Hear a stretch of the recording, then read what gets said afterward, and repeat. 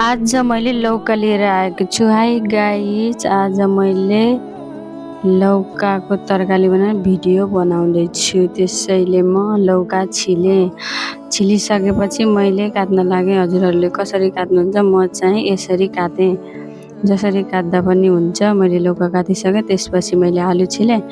आलु छिलिसकेँ, आलु पनि काटिसकेँ। अनि आलु काटिसकेपछि मैले कचौरामा राखेँ। त्यसपछि मैले कराई बसालेको थिएँ अनि हल्का तेल राखेँ, 2टा टमाटर लिएँ अनि मेथी राखेँ।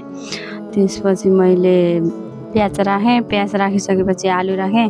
आलुलाई एकछिनसम्म रातोसम्म भुटेँ अनि त्यसपछि बेसार राखेँ अनि नुन राखेँ अनि एकछिन मैले रातो हुनको लागि छोपिदिएँ। अनि त्यसपछि मैले अघि काटेको लौका राखेँ अनि लौका राखेपछि एकछिन छोपिदिएँ। अनि छोपिसकेपछि मैले